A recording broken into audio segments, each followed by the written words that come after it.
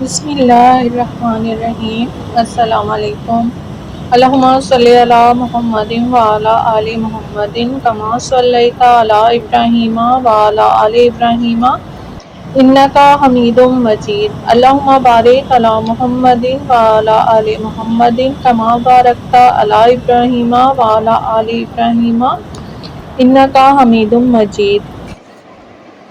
ماہ ذی الحج کے حوالے سے 9ویں تاریخ سے لے کر عید الاضحیٰ کے تیسرے دن تک کا وظیفہ ہے، جو کہ بہت ہی آسان ہے، اور آپ نے ہر نماز کے بعد صرف 3، 7، 9 یا 11 مرتبہ یہ کلمات پڑھ لینے ہیں۔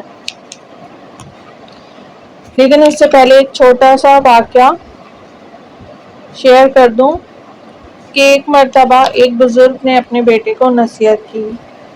باپ نے اپنے بیٹے سے کہا، بیٹے کیا تم جانتے ہو جنت مفت میں ملتی ہے اور جہنم خریدی جاتی ہے؟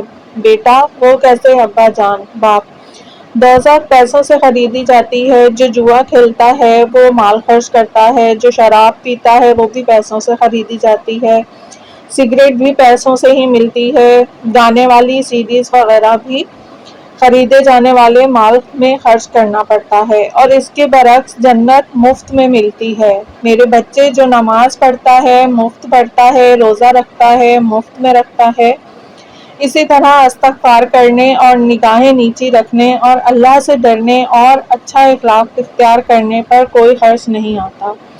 اللہ پاک ہمیں سنت نبوی صلی اللہ علیہ وآلہ وسلم کے مطابق زندگی گزارنے کی توفیق عطا فرمائے، آمین یا رب العالمین۔ آپ نے ماہ ذی الحج کی 9ویں تاریخ بعد نماز اظہر سے لے کر عید الاضحیٰ کے تیسرے دن عشاء کی نماز تک ہر نماز کے بعد کم از کم 3، 7، 9 یا 11 مرتبہ یہ تکبیر پڑھنی ہے۔ اس تکبیر کے پڑھنے کی بہت زیادہ فضیلت ہے۔ اللہ اکبر، اللہ اکبر، لا الہ الا اللہ، واللہ اکبر، اللہ اکبر، وللہ الحمد۔ آپ نے اتنے سے الفاظ ہر نماز کے بعد 3، 7، 9 یا 11 مرتبہ ان الفاظ کو پڑھ لینا ہے۔ ان کی اتنی فضیلت ہے جتنا بیان کیا جائے کم۔ اس میں آپ کو دنیاوی آخرت دونوں ہی طرح کی بھلائی اور ترقی جو ہے وہ نصیب ہوگی پڑھنے سے، اور اس کا ثواب پڑھنے کا بہت ہی زیادہ ہے۔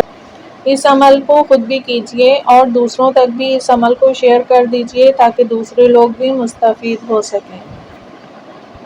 اللہ پاک ہم سب کو نیک اور اچھے کام کرنے کی توفیق عطا فرمائے، آمین یا رب العالمین۔